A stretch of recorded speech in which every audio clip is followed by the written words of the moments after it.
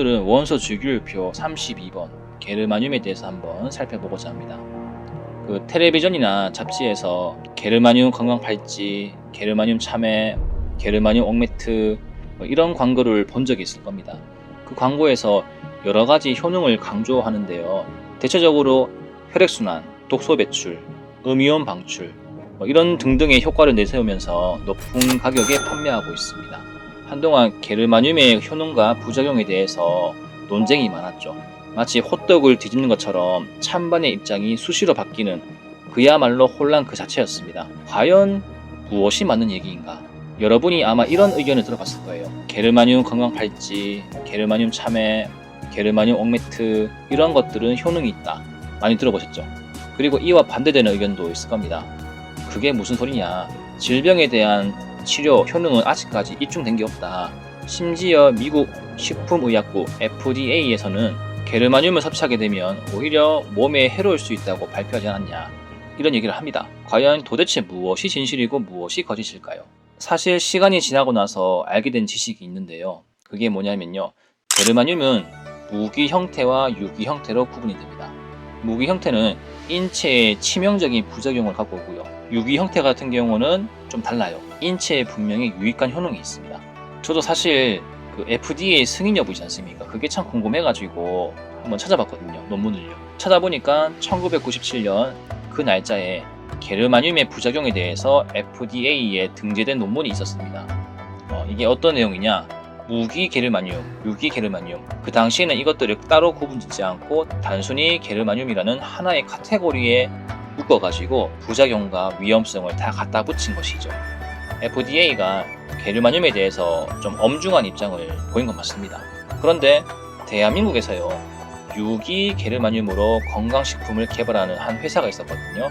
그 회사가 여러 번의 실험을 통해서 결과를 도출해내고 그 결과를 토대로 게르마늄에 대한 오해를 밝히기 위해서 국내 식품의약안전처와 그다음에 미국에 있는 FDA에 꾸준히 유기 게르마늄을 의뢰합니다. 결국은요, 2007년에 국내 식품의약안전처의 검증도 통과했습니다.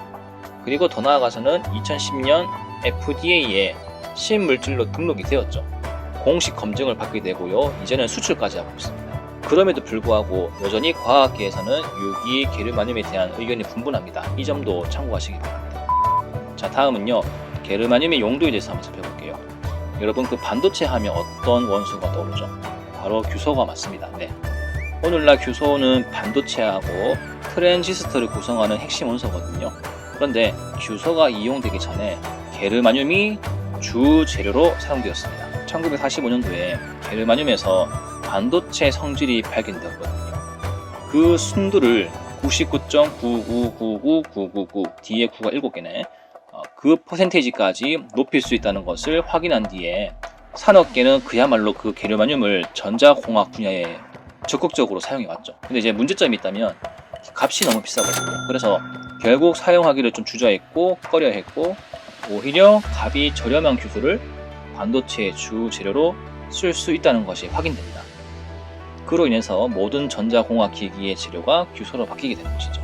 당연히 그 산업계에서는 게르마늄의 입지가 좁아졌겠죠. 그런데 오히려 광학 분야에서는 굉장히 유용하게 쓰이고 있습니다. 저마늄의 그 능력치가 장난 아닌 거죠. 물론 여러분들 게르마늄을 저마늄이라고도 불러주거든요. 참고하십시오. 제가 지금부터는 저마늄이라는 단어를 좀 쓰겠습니다.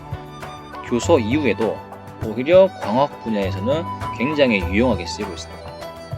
저마늄이 적외선을 통과시키고 굴절률이 아주 높다는 그 광학적인 특성이 있거든요.